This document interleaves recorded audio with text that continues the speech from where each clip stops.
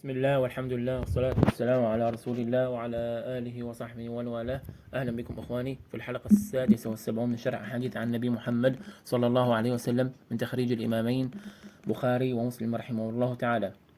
والحديث 76 يقول: عن المغيرة بن شعبة رضي الله عنه عن النبي صلى الله عليه وسلم قال: لا يزال الناس من أمتي ظاهرين حتى يأتيهم أمر الله وهم ظاهرون. متفق عليه. العناوين مقترحة لهذا الحديث: الدين الحق، أو الطائفة المنصورة، أو الفرقة الناجية. راوي الحديث هو أبو عبد الله المغيرة بن شعبة بن أبي عامر بن مسعود الثقفي. ولد في ثقيف أي بالطائف، وبها نشأ، وكان كثير الأسفار. أسلم عام الخندق، وهو من دهاة العرب وذوي آرائها. قال عنه الطبري: كان لا يقع في أمر إلا وجد له مخرجا، ولا يتلبس عليه أمران إلا أظهر الرأي في أحدهما. وقال عنه الحافظ الذهبي: من كبار الصحابة وأولي الشجاعة والمكيدة، شهد بيعة الرضوان، وكان رجلا طويلا مهيبا، ذهبت عينه يوم اليرموك، وقيل يوم القادسية.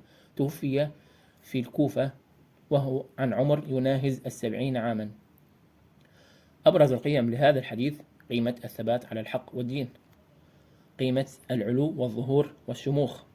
الأساليب النبوية لهذا الحديث: أسلوب بث معاني الأمل والتفاؤل في النفوس عن طريق إثبات بقاء الأمة المنصورة على الرغم من كل الشدائد والمكائد.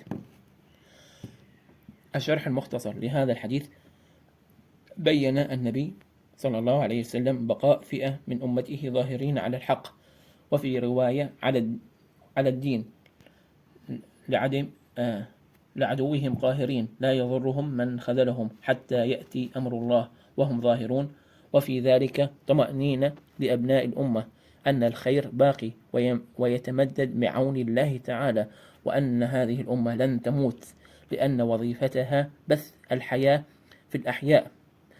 وظهور هؤلاء الأطهار دليل سيادة وريادة، بل دليل تحدي لكل مستبد وفاجر ومحتل. قال النووي رحمه الله تعالى في شرح صحيح مسلم: وأما هذه الطائفة فقال البخاري: هم أهل العلم. وقال أحمد بن حنبل: إن لم يكونوا أهل الحديث فلا أدري من هم. وقال القاضي عياض: إنما أراد أحمد أهل السنة والجماعة، ومن يعتقد مذهب أهل الحديث. قلت: ويحتمل أن هذه الطائفة مفرقة بين أنواع المؤمنين، منهم شجعان، ومنهم مقاتلون، ومنهم فقهاء، ومنهم محدثون، ومنهم زهاد، ومنهم آمرون بالمعروف ناهون عن المنكر، ومنهم أهل أنواع أخرى من الخير. ولا يلزم أن يكونوا مجتمعين، بل قد يكونوا متفرقين في أقطار الأرض. وفي هذا الحديث معجزة ظاهرة، فإن هذا الوصف ما زال بحمد الله تعالى من زمن النبي صلى الله عليه وسلم إلى الآن، ولا يزال حتى يأتي أمر الله المذكور في الحديث. والله تعالى أعلم. صلى الله على سيدنا محمد وعلى آله وصحبه وسلم. نراكم في الدرس القادم بإذنه تعالى.